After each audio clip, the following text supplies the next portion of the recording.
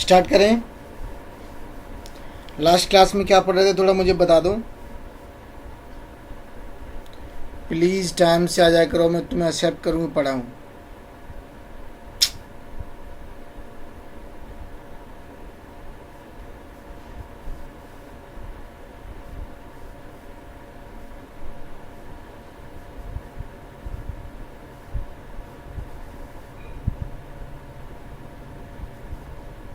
Okay, तो I think in the last class we have discussed about the process with independent increments और stationary increments हैं।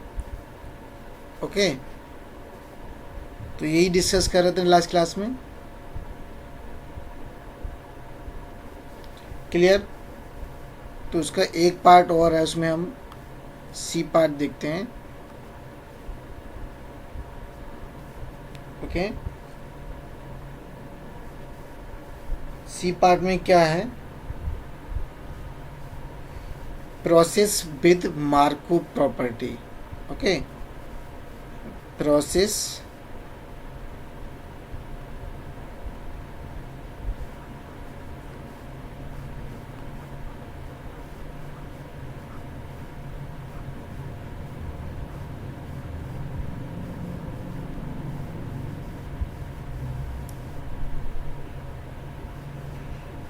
Okay, इसके two A और B part में हमने देखा था प्रोसेस विद इंडिपेंडेंट इंक्रीमेंट्स, और सेकंड बी पार्ट था process with stationary increments, and now C part is process with Markov increment.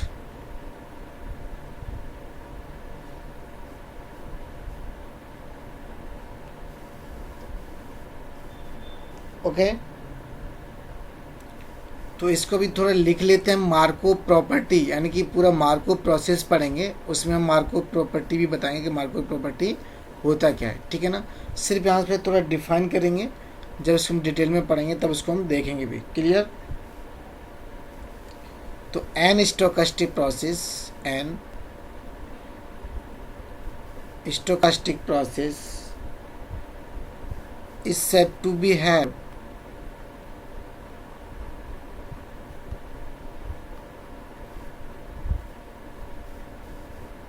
is said to have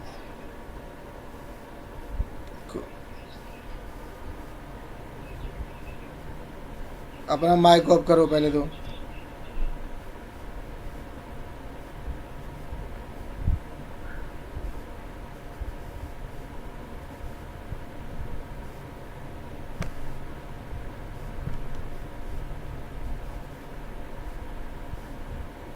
Srishti is here.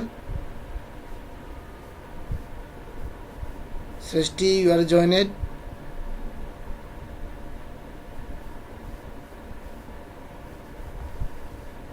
अब बताओ, मैं पूरी क्लास ज्वाइन करता रहूँ पढ़ाऊँ? तुम डिसाइड कर लो।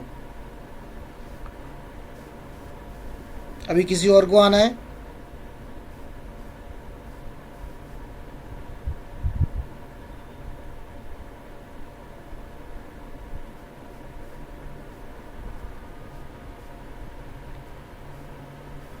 ओके, तो an stochastic process is said to have Markov properties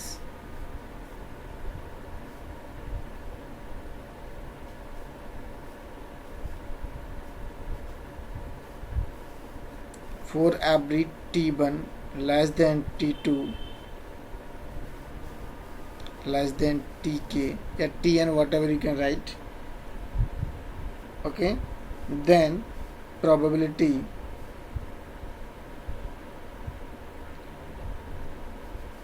xt less than is equal to x is given x Tn is equal to xn comma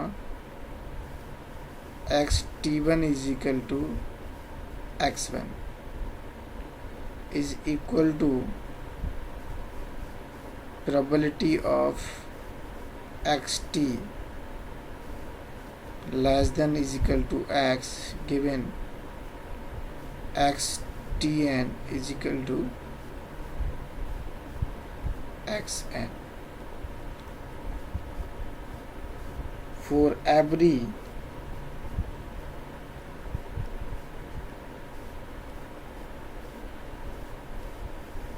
X1 X2 Xn belong to S। S का notation में last class में discuss किया, तो S का notation बार बार बताने की जरूरत नहीं है। It's a state space of stochastic process. Okay, तो ये हमारी क्या है, स्टेट स्पेस है of a stochastic process. Clear? इसको समटाइम्स बहुत सारे नोटेशन में, इसको जो मार्को प्रॉपर्टी है इसको हम बहुत सारे नोटेशन में लिखते हैं। ठीक है, एक तो इसका नोटेशन ये है, कभी कभार ना इसको हम ऐसे भी लिख सकते हैं कि जो X T is equal less than is equal to X है ना, यहाँ पे कोई इंटरवल दिया हो, A less than X T less than is equal to B. Okay, interval भी दिया हो सकता है। अगर इसी को हम डिस्क्रीट केस में ले लेंगे तो इक्वल टू एक्स भी हो सकता है। क्लियर? तो उन सब की हमें ज़रूरत नहीं है। बेसिकली अगर इसका हम एप्लीकेशन की बात करें कि इसका एप्लीकेशन क्या है, या फिर इसका प्लीज़ तुम लोग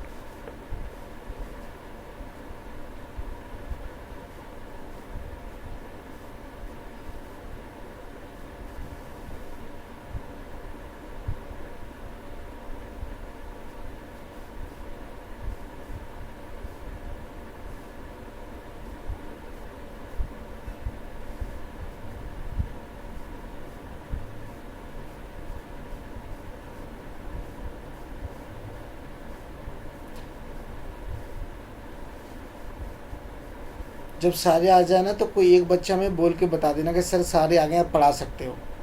ठीक है, मैं वेट और कर लेता हूँ 15 मिनट।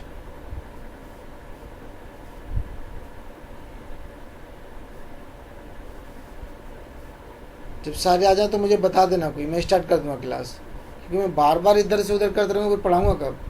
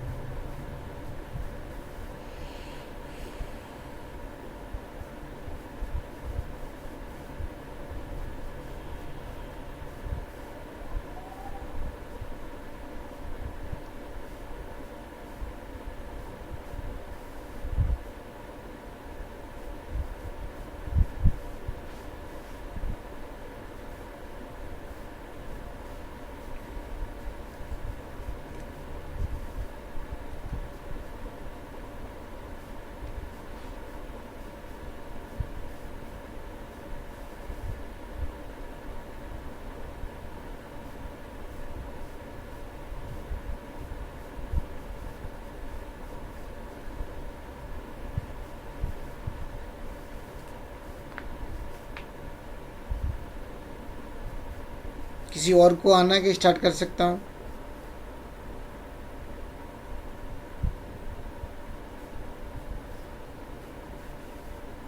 अब कोई और तो नहीं आना किसी को नहीं? एक और कोई अभी खाना खा रहा हो बैठा हो पीछे के, मैं भी आऊंगी अभी 12 बजे।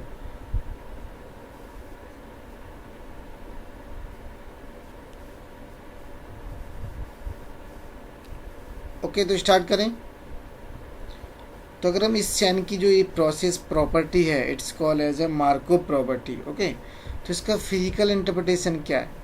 अगर हम इसकी फिजिकल इंटरप्रिटेशन की बात करें तो देखो यहाँ पे हो क्या रहा है, एक X T is a present state when we are stand. Okay, हम कह सकते हैं कि X is this is a present state. ठीक है, x T N is equal to X N is the, sorry, this is the future state, क्योंकि इसकी तो हैपनिंग की निकालेंगे। These are the given probabilities. Okay, यही तो निकालते हैं probability A given B C, तो ए की निकालते हैं और B C D are given. So X T is the future state और X T these are the present और a past, but using this property shows that this is depend only the present state, क्योंकि action is the present और this is the future. यानी कि अगर इसकी हम physical interpretation की बात करें तो मार्कोव प्रॉपर्टी सो दैट कि future state depend only the present state. ठीक है, जब हम मार्कोव प्रोसेस पढ़ेंगे तो उसमें और डिटेल में इसकी जाएंगे, हम एक दो एग्जांपल भी देंगे कि ये होता कैसे है। क्लियर?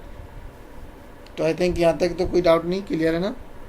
क्योंकि ये X T less than X equal to X T N, तब इस प्रॉपर्टी को हम क्या बोलेंगे, प्रोसेस को, with Markov property.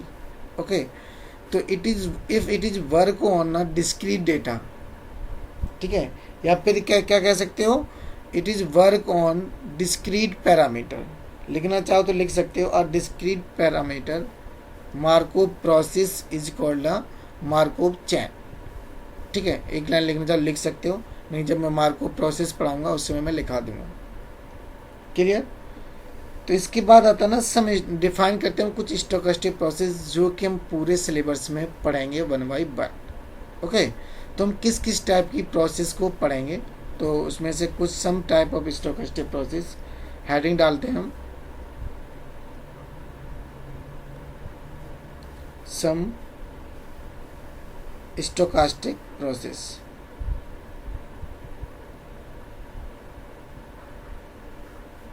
SP stand for stochastic process. ठीक है, मैं शॉर्ट नोटेशन लिख दे रहा हूँ। तो some stochastic process, the first one is Markov chain.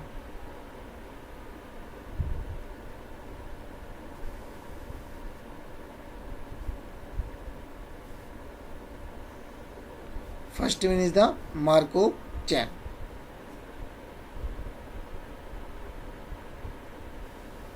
Clear? इसमें एक लाइन में लिखते हैं,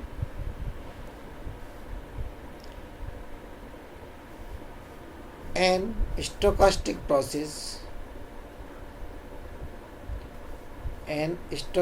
process having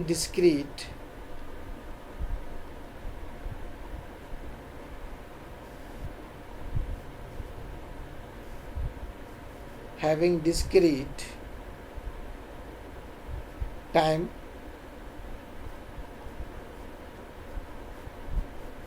and satisfying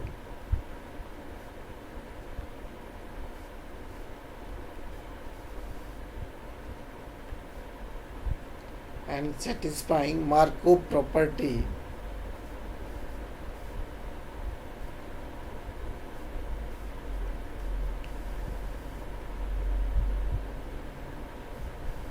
satisfying Markov property is called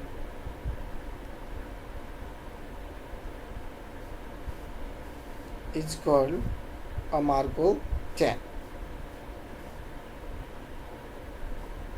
MC is a Markov chain.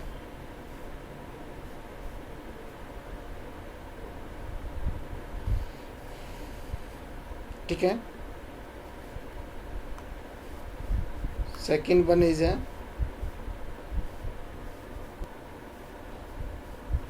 Counting process.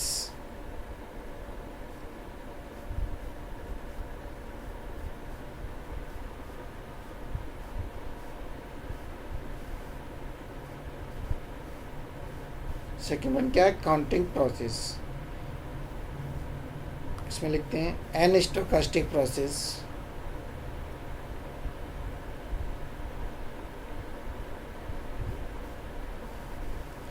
as NT where T belong to 0 to infinite is said to be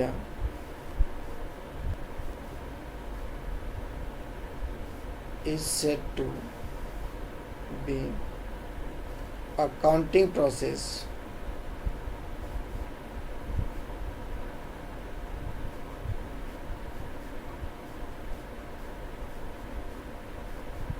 A counting process if NT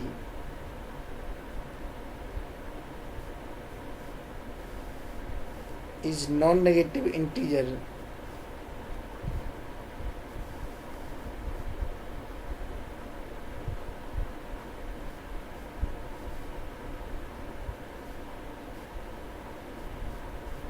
valued.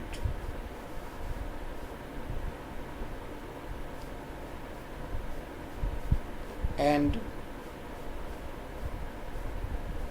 non-decreasing function of t and non-decreasing function of t.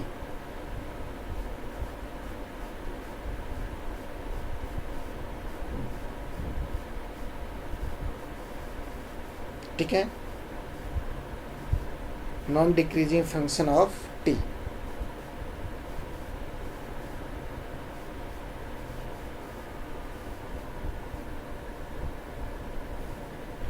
मतलब समझ में आ रहा है?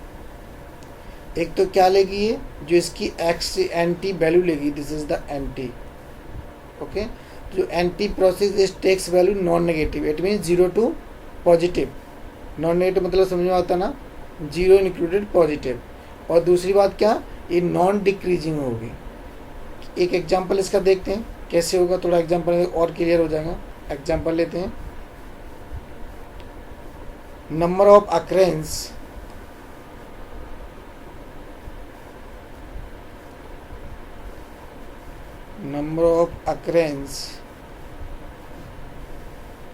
of a given event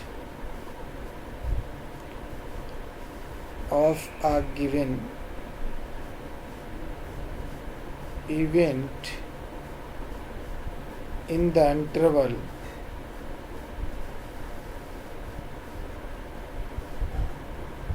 (0 to 5). Okay, suppose मान लेते हैं से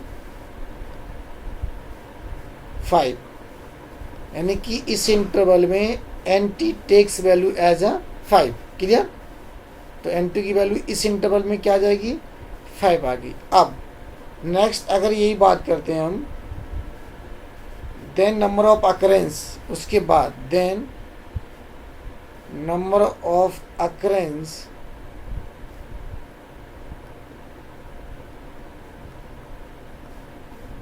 इन the interval suppose 0 to 10। Okay, क्या होगा इसके अंदर? अब हमने 0 से 10 लिया हुआ है, इसके अंदर वैल्यू क्या लेगा ये,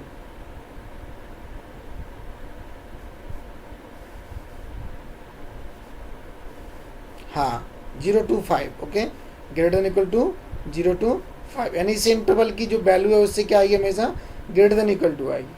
क्लियर? ये चीज़ समझ में आ गई ना? It means it is a counting process.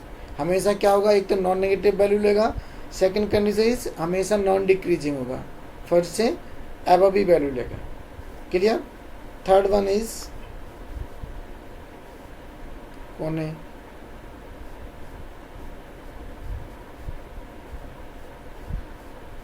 बोलो ना, क्या बोल रहे हो?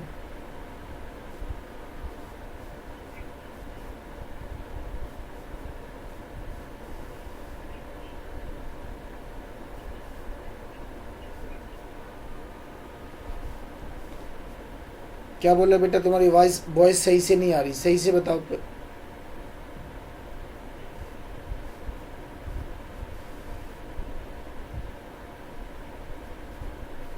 क्या बात कर रहे, कौन बोल रहा है पहले तो ये बताओ। राशि गुप्ता। बेटा नंबर ऑफ एज है पर्टिकुलर फैमिली, एज हमेशा बढ़ती चली जाती है, that is called counting process.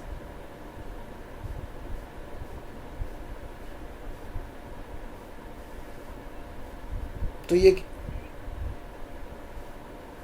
क्यों, it's also process, it's not a stochastic process, entity belong to 0 to infinity। आप किसी भी पर्टिकुलर इंटरवल में किसी की एज लोगे तो बढ़ता ही चला जाएगा ना, ये डिपेंडेंसी कहाँ है। क्या क्वेश्चन, क्या पूछना क्या चाह रहे हो वो चीज बताओ।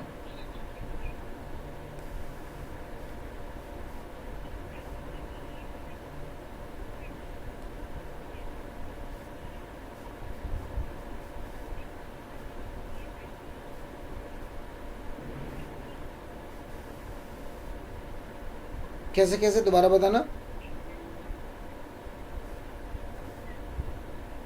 हाँ हाँ। तो okay, it means you can take only one person. बच्चे, it's a family of random variable. आप एक को लेके काउंट कर दोगे, एक की तो दुनिया जानती है, उसकी बढ़ती चली जा रही होगी। मैंने पहले दिन जब पहली क्लास ली थी उसमें it's a family of random variable, तो आप एक पर्सन की काउंट करते रहो तो उसकी तो बढ़ती जाएगी। ठीक है ना।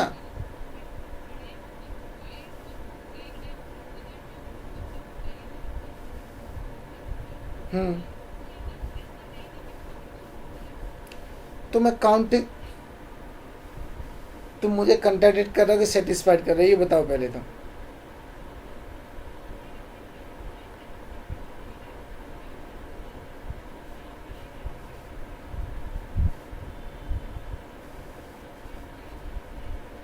हाँ। अच्छा, ये टॉपिक समझ में नहीं आया। हम्म। अगर तुम 500 लोग मिलोगे, उसमें से किसी की भी एज काउंट करोगे तो एज किसी की डिक्रीज मिलेगी लास्ट ईयर से।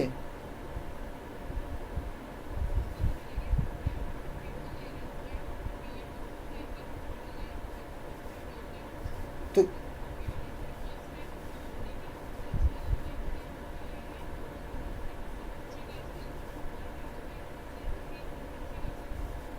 क्या देखेगा।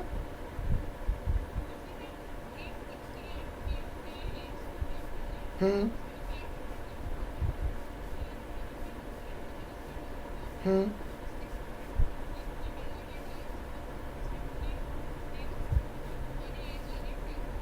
हम्म।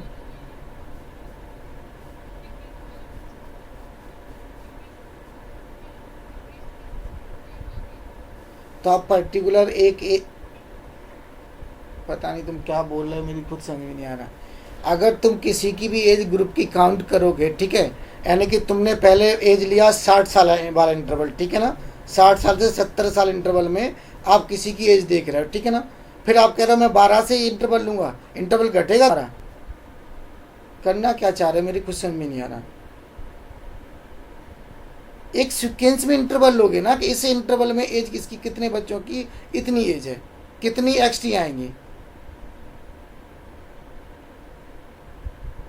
समझ पा रहे ना। जैसे आपने लिया कि 10 से 20 साल के, मान लो कोई पीपल हैं, उनकी एज कितनी एज है, तो उसमें से कुछ पीपल काउंट आ जाएंगे, समथिंग 10 आई तो एंटी टेक्स वैल्यू 10। अब तुमने कहा कि 20 से 30 साल में कितनी एंटी वैल्यू लेगा, सो 12, जरूर थोड़ी 5 से कम होगा। Okay, it may be possible. उसने एक रियल लाइफ एग्जाम्पल, ऐसा पॉसिबल हो सकता है। अब कंट्रैक्ट तुम कहो कि नहीं सर जी हम तो उनको छोटे बिठाएंगे कि उसका हमारा ऐसा इंटर, तो कंट्रडिक्शन तो हो जाएगा इसका, कि जरूरी थोड़ी हर एग्जाम्पल इस पर फिट होगा। It's not a generally true. ठीक है। If any data satisfied these condition then we call as a counting process. अगर कोई डेटा नहीं सेटिस्फाई तो we can't say are you getting ना मैं क्या कहना चाह रहा हूँ कि आप इंटरवल के हिसाब से लोगे। अब ऐसे पर्टिकुलर हम तो कोई जनरली ट्रू तो नहीं कर दे रहे हैं कि ऐसा होगा तो ऐसा होगा। अगर डेटा नहीं सेटिस्फाई है तो it's not a counting process. समझ पा रहे नहीं समझ पा रहे हो? हाँ, तो वो चीज़ अगर ऐसा डिक्रीजिंग हमें मिलेगा तो उस केस में कहेंगे it's not a counting process, क्योंकि कहीं ना कहीं डेटा हमारा अफेक्टिव नहीं है फॉर दिस प्रोसेस। क्लियर है? चलो आगे बढ़ें। क्लियर हुआ ना यहाँ तक? तो इसके बाद आता ना रिन्यूअल प्रोसेस।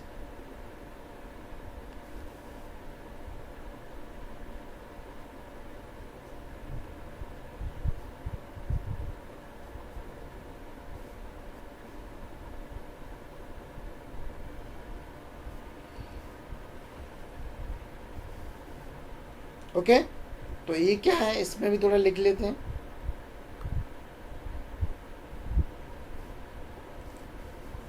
अब देखो इसके अंदर अकाउंटिंग प्रोसेस ऐड करें, नॉट स्टोकास्टिक प्रोसेस। इसने पहले ही बोल दिया accounting process, a CP accounting process is called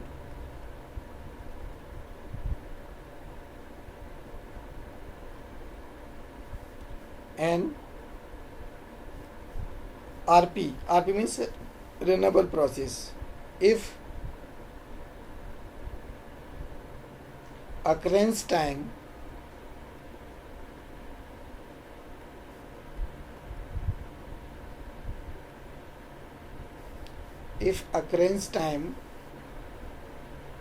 x1 x2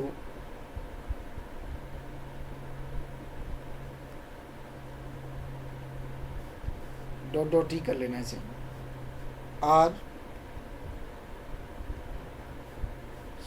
RIID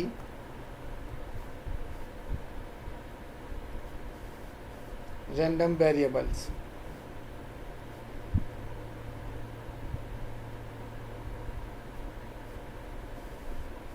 ठीक है, क्या कहेंगे अगर जो इसका अकरेंस टाइम है it's also random x1 x2 are IID random, then accounting process treat as या फिर called as a renewal process. ठीक है, अगर इसको हम लिखना चाहें मैथमेटिकली तो how to write in mathematically, suppose T1 T2 are occurrence times. ठीक है ना, हमने T1 T2 पहले, तो x1 क्या हो जाएगा, x1 is equal to T1, x2 is equal to T2 minus T1, x3 is equal to T3 minus T2 and so. इस टाइप का कभी रैंडम वेरिएबल पढ़े हो?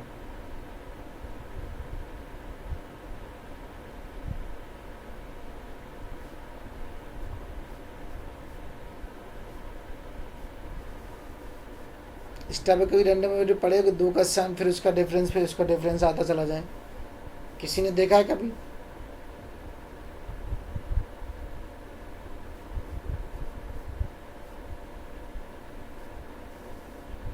नहीं पढ़ा है? चलो, एक्चुअली किसी का जैसे कि अब हम इसको थोड़ा एप्लीकेशन बता सकते हैं कहाँ ट्रीट कर सकते हैं। अगर मैं इसके एप्लीकेशन पे जाऊँ, रिलेबिलिटी में थोड़ा इसका यूज होता है, मैं लिखने की कोशिश करता हूँ। ठीक है, और कंट्राडिक्ट करो तो मुझे पूछ लेना अगर नहीं समझ में आया तो। ठीक है, सपोज करो हमारे पास एक, मैं ऐसा बनाता हूँ 0, ठीक है, यहाँ से स्टार्ट करता हूँ। अब पता नहीं फिगर नहीं सही बन पाए तो प्लीज़, जस्ट फॉर समझने के लिए, ऐसा कुछ नहीं है, I am not a designer. ठीक है, this one is the value, okay, this is t is equal to 1, okay. Next value is like this, यहाँ पे T2,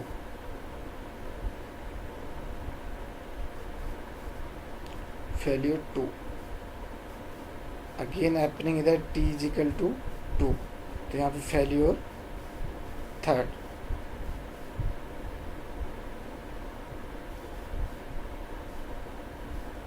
okay, there t is equal to 3 और here is the failure 4.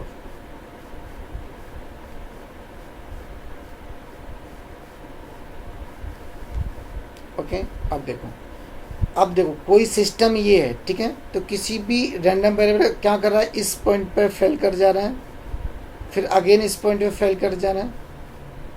यही number of failure occurrence कैसे कर रहा है, this. Okay, तो जो x1 होगा, x1 क्या है, टाइम ऑफ t1, तो वो कहाँ से कहाँ तक होगा, that is this one is the x1. Okay, but जब आप इसे x2 मानोगे तो ये कहाँ, देखो इसमें t1 भी आ जाता है और t2 भी आ जाता है, तो दोनों का difference is called x2. Clear हो पा रहा है, जो यहाँ से यहाँ तक रेंज होगा that is the x2. Same यहाँ से ऐसे चलेगा. तो जो अगर हम इनकी x2 x3 निकालेंगे तो कहीं ना कहीं ये जो ये पॉइंट है t1 t2 capital that is the minus, जैसे t2 minus t1, t3 minus t2 and t4 minus के t3, तो that is called random variables of occurrence, they are IID. Okay, तो जस्ट एक ऐसे हम लिख सकते हैं और ऐसा ले भी सकते हैं, एक एग्जाम्पल अगर कंसिडर करना चाहें तो. क्लियर, आगे बढ़ते हैं.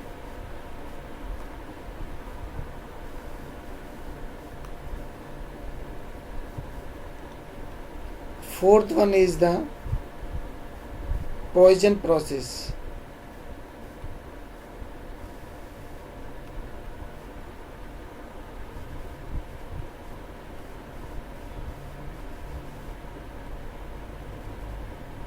ठीक है ना,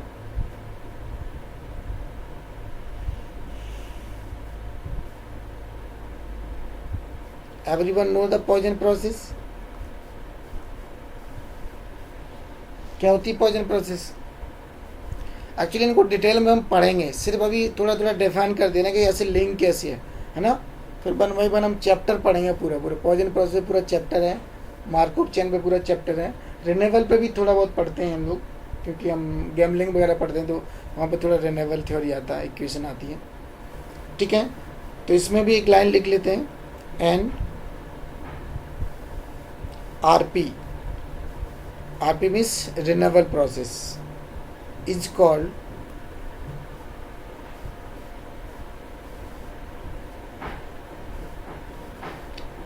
a Poisson process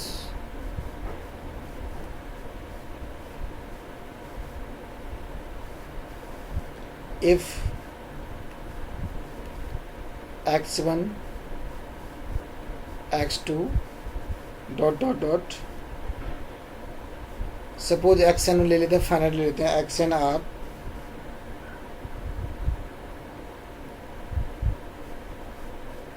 exponentially random variable.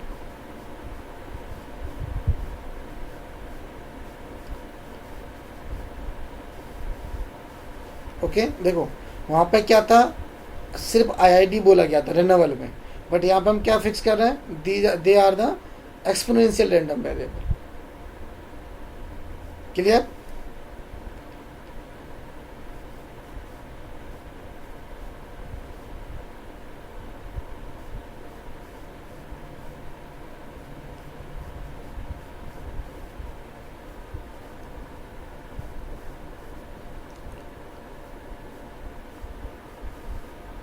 Stationery process.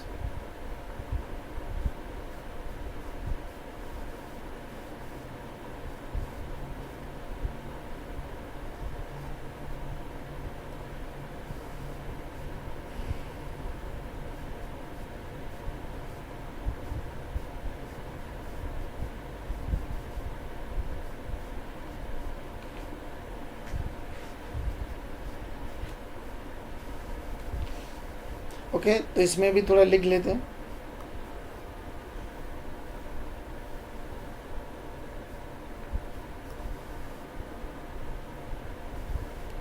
a process xt t belong to t is called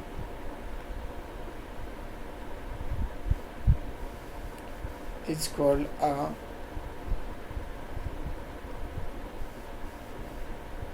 stationary process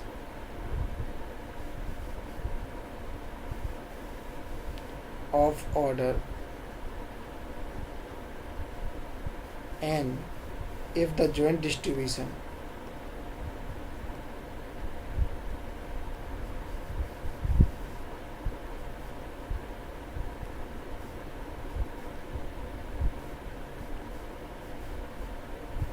of random variable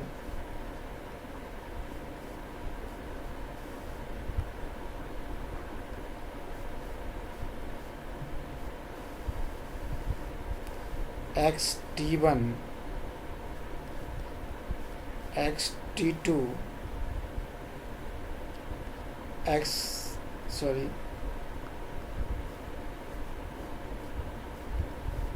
xt1 and xt1h comma xt2h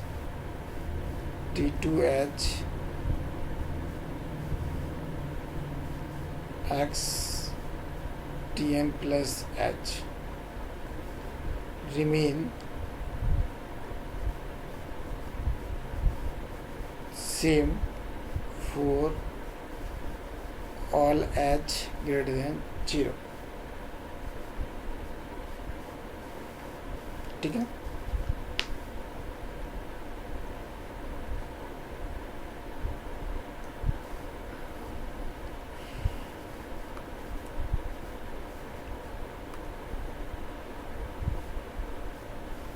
इसी में एक नोट लिखेंगे नीचे. If the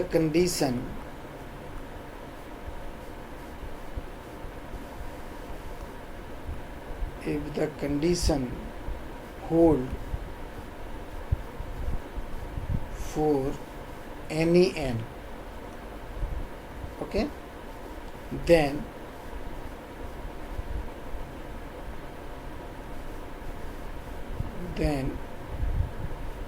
process is called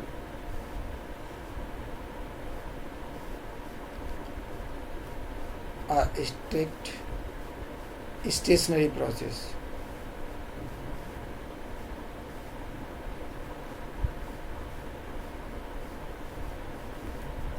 okay, यानी कि जो procedure हमने पीछे लिखा है कि दोनों का डिस्ट्रीब्यूशन सेम होना चाहिए. If it is follow for all n then we call process is the strict stationary process. ठीक है.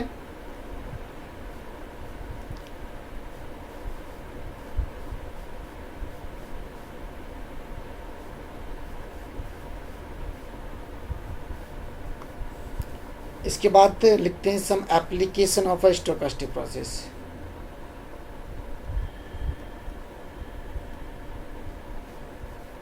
Application of stochastic process.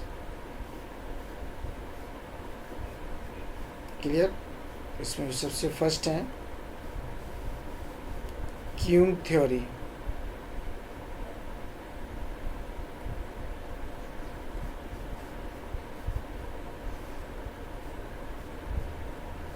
Second,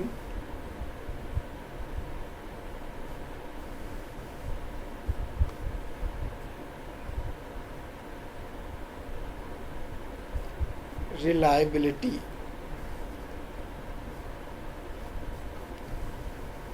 And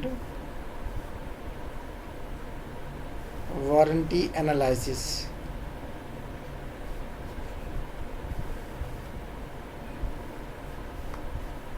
Third,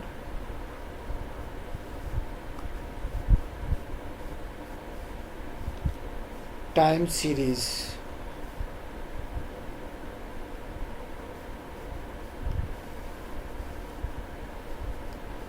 fourth economics,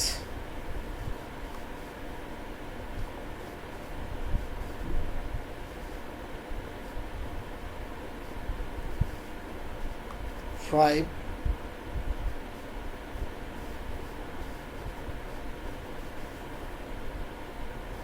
signal processing,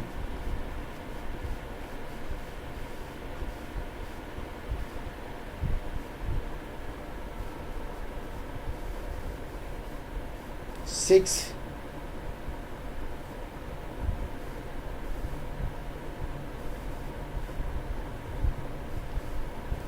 enough हो गया ना कि और लिखा? बहुत सारे और भी हैं, मोस्टली हम तो यही स्टैटिक्स में पढ़ते हैं, तो इतना लिख लो।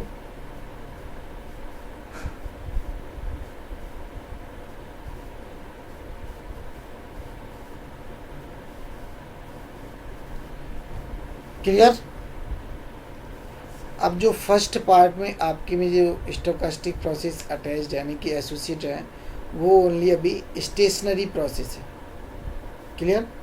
जो फर्स्ट यूनिट के सिलेबस में है, तो फर्स्ट यूनिट भी हम पढ़ रहे हैं, तो सबसे पहले हम पढ़ेंगे स्टेशनरी प्रोसेस। ओके,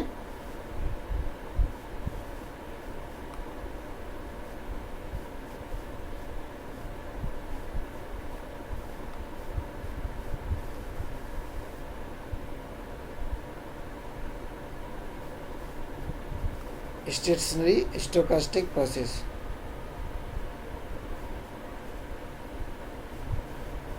स्टेशनरी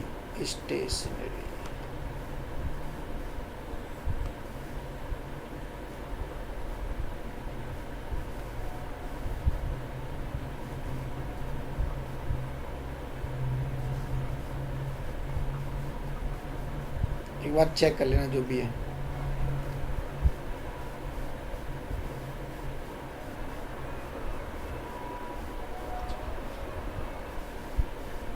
ठीक है, इसकी डेफिनेशन हम देख चुके हैं, एक नोट भी लिख चुके हैं। क्लियर?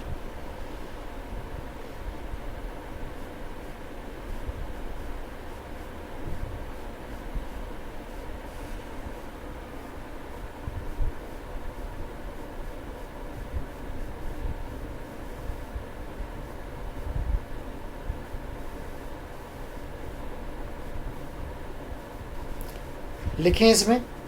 अब देखो, एक तरीका तो हमने क्या देखा कि कोई भी रैंडम वेरिएबल है, सपोज xt1 xt2 और xt है, these are the stochastic process. Okay ना? And xt1h xt2h xtn plus h, if joint distribution of both these, इन दोनों का जॉइंट डिस्ट्रीब्यूशन क्या करे? सेम, यानी कि इसका डिस्ट्रीब्यूशन क्या होना चाहिए? Same. Then we call as the stationary stochastic process. Clear? अब इसका एक अनदर अल्टरनेटिव प्रूफ और है कि इसे हम कब और कह सकते हैं। क्लियर? तो दूसरा क्या है? If mean of stationery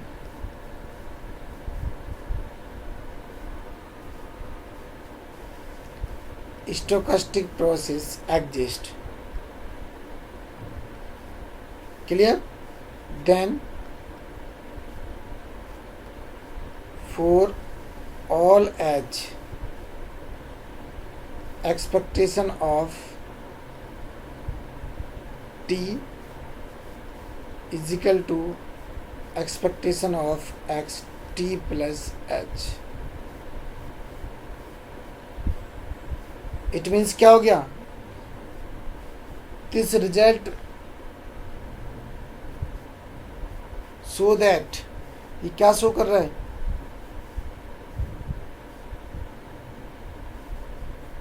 This would implies that expectation of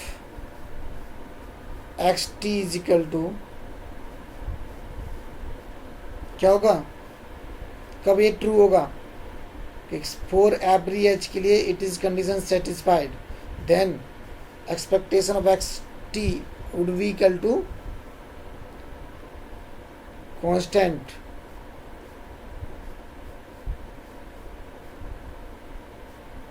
means independent of T.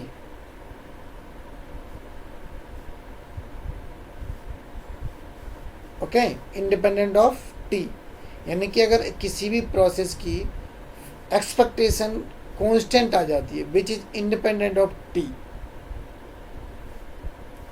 Okay,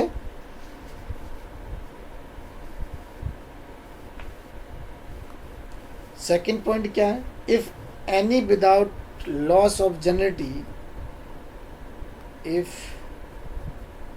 any without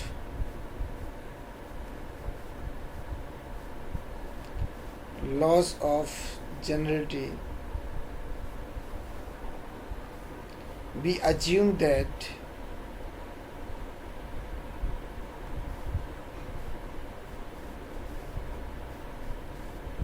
m is equal to 0 and if c st exist. What is the CXT?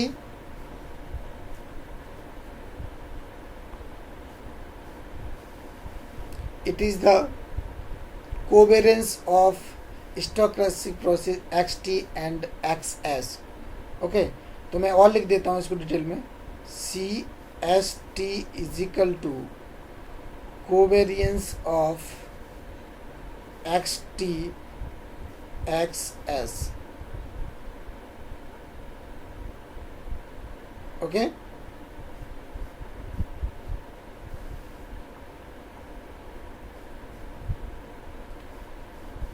तो देखो ये क्या हो जाएगा,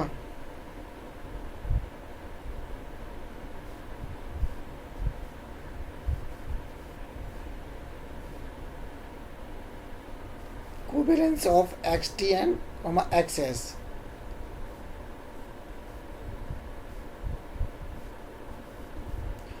This is maybe function of only t minus s.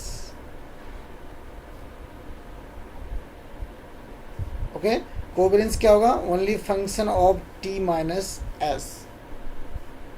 ठीक है, यानी कि किसका, absolute function of t minus s। Then in this case we call also xt is a stationary process.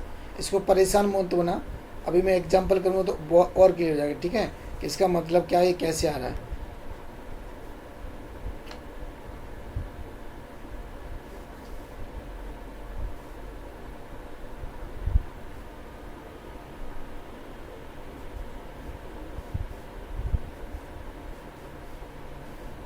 Clear?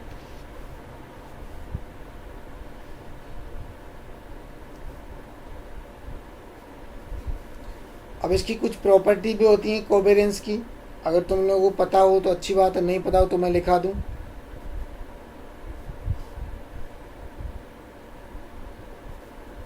ठीक है, अब प्रॉपर्टीज क्या है कि अ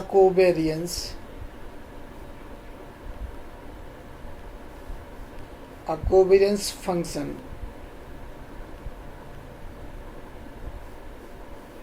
also known as auto covariance function.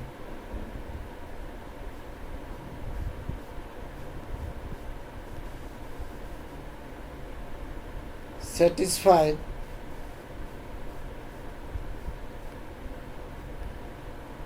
the following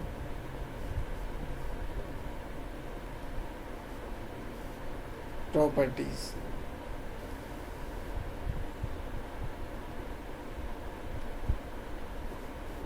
okay,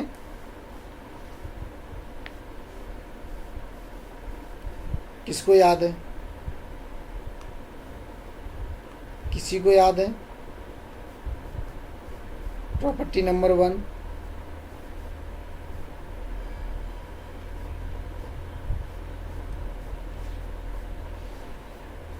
खत्म। पहली प्रॉपर्टी होती है सिमेट्रिसिटी। ओके, मतलब कोवेरियंस फंक्शन क्या होना चाहिए, symmetric, c S t is equal to c t S.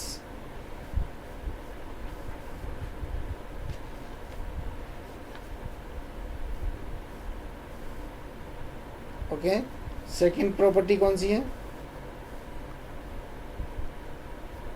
P2 c S t is equal to root c s s c t t. बताओ कौन सी प्रॉपर्टी होती है,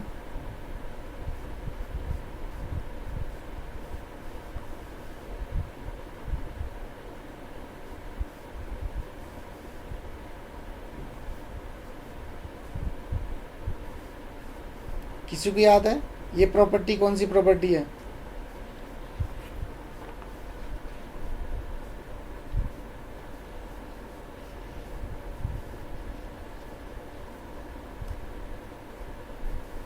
कोई नहीं, अच्छी बात है, बहुत सारे रिजल्ट याद करा कर। Property third, it is non negative definite. ये पता है ना सभी को, नॉन नेगेटिव डेफिनेट का मतलब क्या होता है? गुड।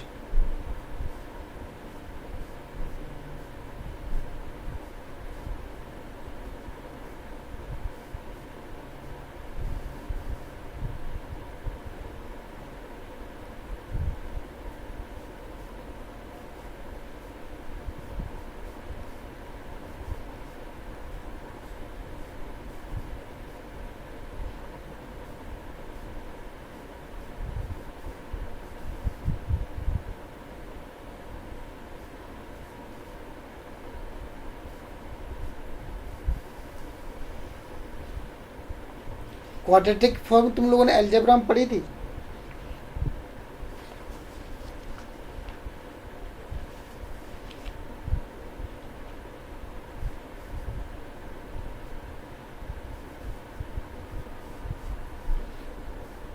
क्या हो गया,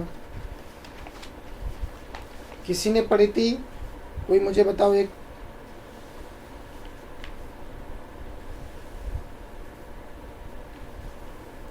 quadratic form,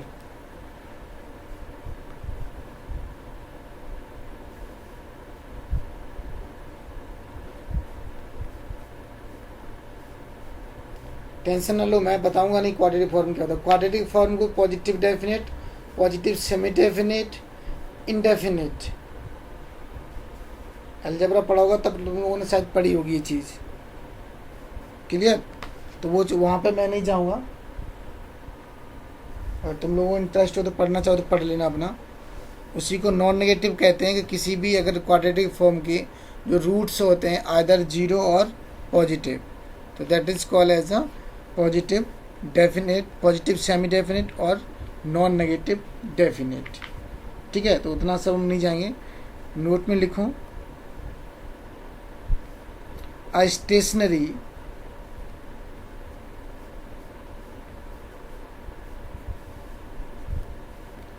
stochastic process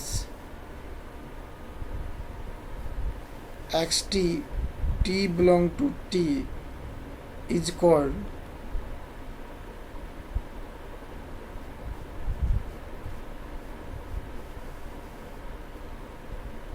called a covariance stationary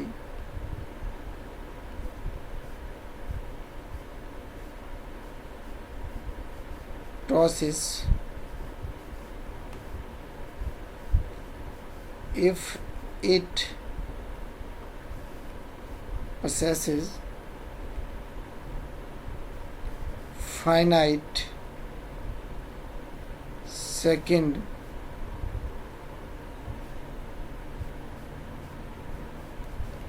order movements.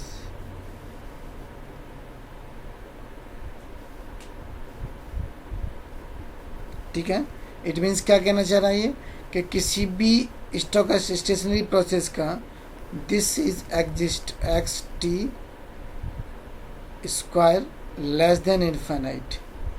इसका मीनिंग यही है कि अगर किसी भी स्टोकेस्टिक प्रोसेस का स्टेशनरी का सेकेंड ऑर्डर मूवमेंट फाइनाइट होता है, it means less than infinite होता है, तो we call as a covariance stationary stochastic process. Clear? Next definition is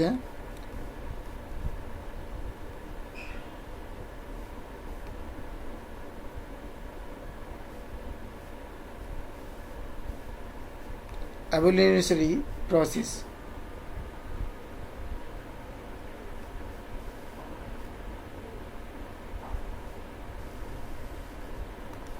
Evolutionary process, a process which is not stationary. ठीक है, a process which is not stationary is called an evolutionary process. ठीक है ना, इसमें सीधी से एक line निकलो, a process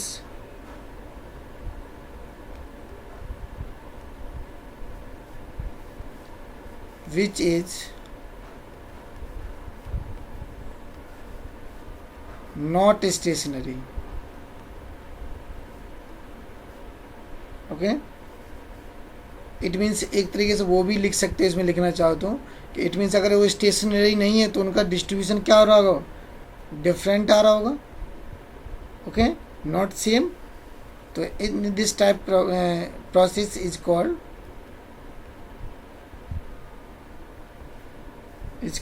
an evolutionary process. Okay,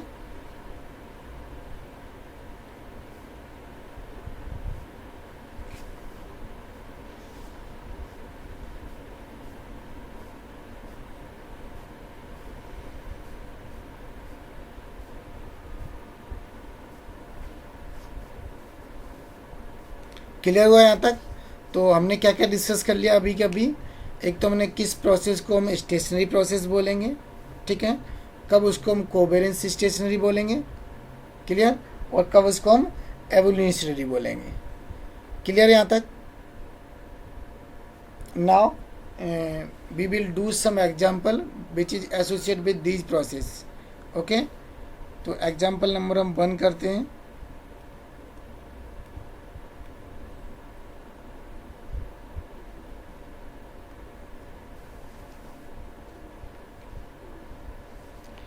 Consider the process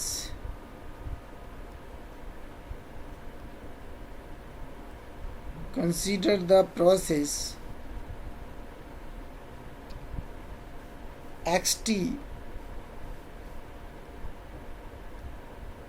where t belong to capital T with probability xt is equal to n e की power minus के 80 the power 80 to the power n upon factorial n, where n goes to a greater than 0 and n goes to 0 to in a dot of infinite. Check that it is stationary, covariance stationary or evolutionary. ठीक है, check that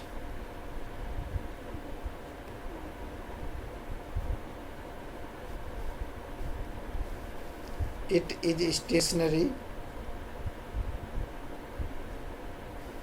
or not.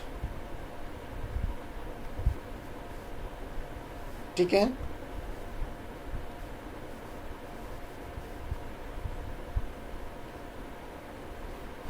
बताओ हमें। अब यहाँ पे distribution तो लगाओगे तो डिस्ट्रीब्यूशन निकालते जाओ। सबसे पहले क्या लिखा हमने, जो अल्टरनेटिव प्रोसीजर है, अल्टरनेटिव प्रोसीजर क्या कहता है कि expectation of x T is a constant और independent of T, okay, and covariance is a function of absolute function of difference T minus S. यही चीज़ है ना। तो देखो यहाँ पे एक्सपेक्टेशन ऑफ एक्स टी क्या जाएगा,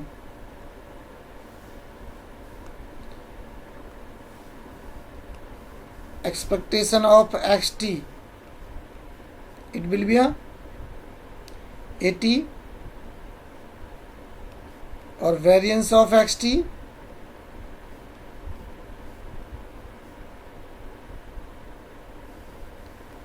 cst,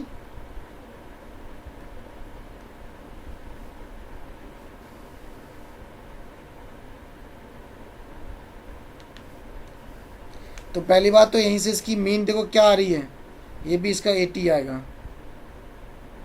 इसकी मीन क्या, मीन वैल्यू क्या आ रही है 80, it means it is depend on T, okay. तो it is depend on T, तो हम क्या कहेंगे, it's not a stationary process. Why, because mean of this X T depend on T, also C S T also depend on T, that's why it is not a stationary process. जब ये stationery नहीं है तो कौन सी है,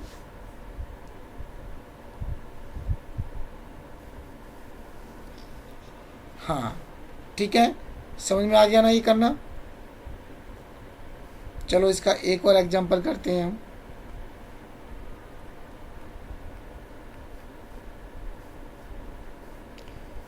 consider a process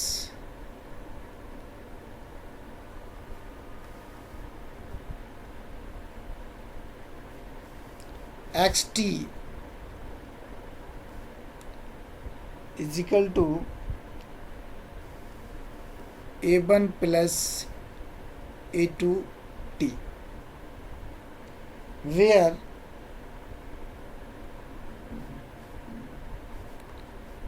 a1 and a2 are independent random variable. Sorry, a1 and a2 are independent random variable with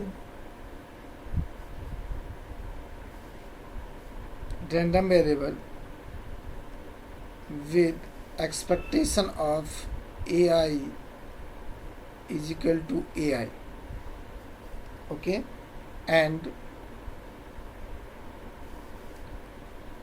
variance of ai is equal to sigma I square, where I goes to 1 or 2.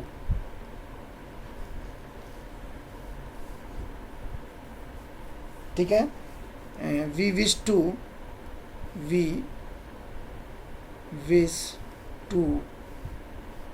verify whether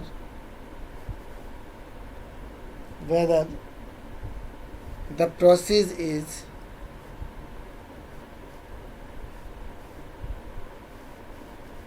stationary or evolutionary.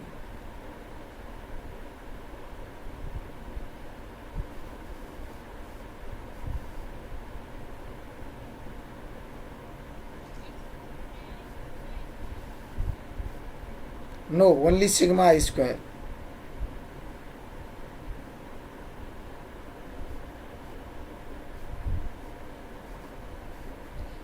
Variance x T का नहीं दे रहे हैं, वो variance A I variable का दे रहे हैं, जो A1 A2 random variable है उनका वेरिएंस है। Variance of A1 is sigma square and variance of A2 is sigma 2 square. अब एक्स टी का तुम निकालोगे वो क्या आता है, वो डिपेंड ऑन यू। कर लोगे,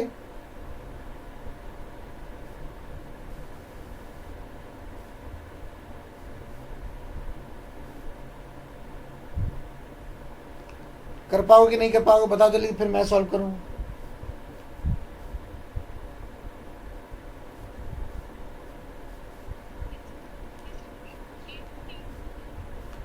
क्या होगा? हाँ हाँ, वेरिएंस कोवेरियंस क्या आएगा?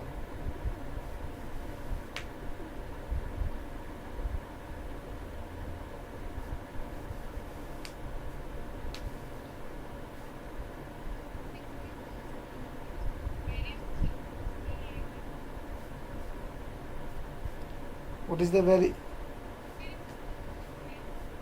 क्या?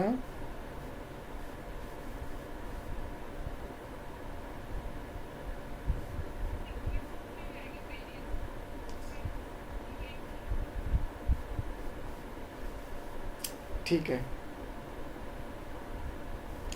ओके चलो मैं कर ही देता हूँ। देखो बी गिवन क्या है हमारे पास, एक्स टी एक ट्रांसफॉर्मेशन गिवन है,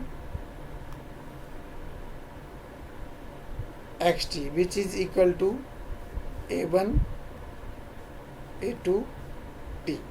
ठीक है, अब हमने वही अल्टरनेटिव वे फिर फॉलो करेंगे कि expectation of x T is equal to expectation of A1। Why I am taking expectation over a A1 because A1 is a variable, तो expectation always move on a variable. Okay, I think everyone know. So T into expectation of A2. We know the value of expectation A1 and expectation A2. We have given in a problem. This is equal to AI.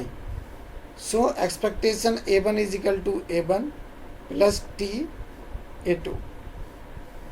तो यहाँ से तो तुम कह सकते हो कि this is process can not be a stationary because इसकी एक्सपेक्टेशन ही कांस्टेंट आनी चाहिए, बट हमारे पास एक्सपेक्टेशन क्या आ रही है, टी का फंक्शन आ रही है, it's depend on T not independent of T, तो that's why it's not a stationary. But question आपसे 10 नंबर में 5 नंबर में पूछेगा तो 4 लाइन नहीं लिखना है, क्योंकि also follow is the move up to the covariance of x t and x s. Okay, अगर हम वेरियंस की टी की बात करें तो वेरियंस ऑफ एक्स टी क्या आ जाएगा,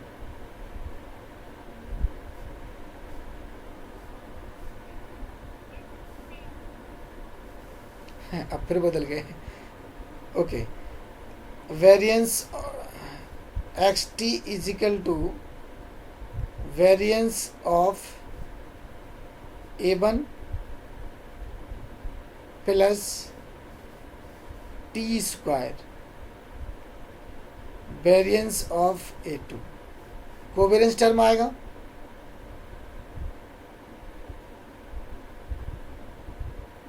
सारी तुम लोग प्रोबेबिलिटी भूल गए क्या?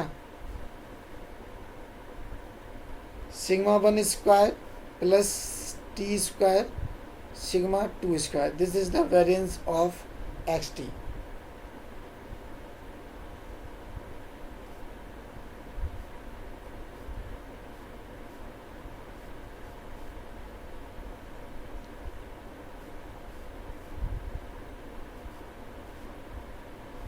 क्लियर है यहाँ तक?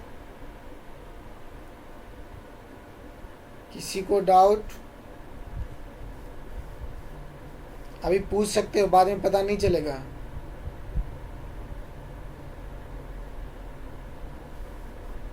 अच्छी बात है, सब कुछ समझ में आ रहा है। क्लियर? अब देखो एक्स टी हमारे पास क्या गिवन है, A1 प्लस A2T, बट हमें फाइंड क्या करना है, covariance of x t comma x S. Clear? तो क्या इसको हम टी एस से रिप्लेस कर दें, x s is equal to A1 plus A2S, sorry. अब देखो हमारे पास एक्स टी भी है और एक्स एस है, तो ये किसके बराबर होता है, expectation of x T X S minus के expectation of x T into X S, sorry यहाँ पे गलत थोड़ा, expectation of x T into expectation of X S. Clear? तो दिस इज द कोवेरियंस। अब तुम लोगों को एक्स टी और एक्स एस की वैल्यू पता है, यहाँ पे पुटअप कर दो, यहाँ पे कुछ ना कुछ निकल के आ जाएगा।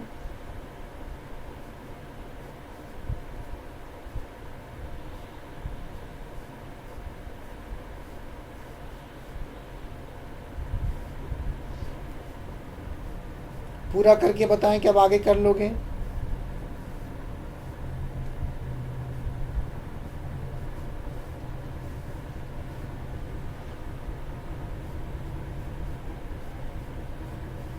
कोई तो एक जवाब दे दिया करो, कोई शर्म वाली बात नहीं है। मैं बहुत अजीब इंसान हूँ, जो बता देगा मैं कर दूंगा, नहीं कोई बताएगा तो मैं क्लास में नहीं करूँगा। कोई एक तो बता सकता है ना, जिसको भी समझ में नहीं आ रहा कि सर मुझे नहीं आ रहा बता दो। ओके ठीक है, फिनिश, मैं नहीं बता रहा, आगे कर लेना। कुछ नहीं, वैल्यू रखनी है। देखो मैं थोड़ा और कर देता हूँ। एक्सपेक्टेशन वार रखना है। एक्स टी की वैल्यू हमारे पास क्या है, A1 plus A2T, A1 plus A2S। Clear? पहले इसको फाइंड करो, सिर्फ इस टर्म को, क्योंकि इनकी वैल्यू तुम प्रोडक्ट करना तो आ जाएगा। अब देखो A1 से A1 का square plus A1 A2 expect S, फिर ऐसे A1 A2T और A2 का स्क्वायर S। क्लियर? अब एक्सपेक्टेशन A1 स्क्वायर क्या होगा और एक्सपेक्टेशन A2 स्क्वायर क्या होगा, तो इन दोनों की वैल्यू निकाल पाओगे। अब तो बस वेरिएबल का मल्टीप्लाई करना है, आई थिंक कर पाओगे। क्लियर? मैंने रिजल्ट बता दिया कि it is not a stationary process, it is a evolutionary process. Clear?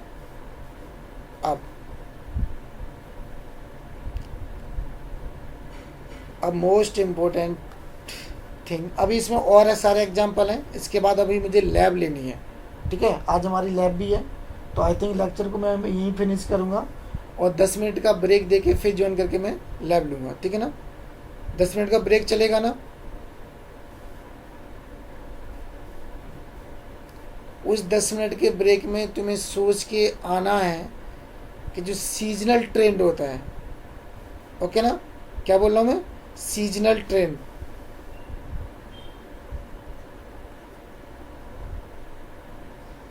Seasonal trend, it is stationary और नॉट। क्या? इट इज स्टेशनरी और नॉट। कौन सी ट्रेंड? सीजनल। क्लियर?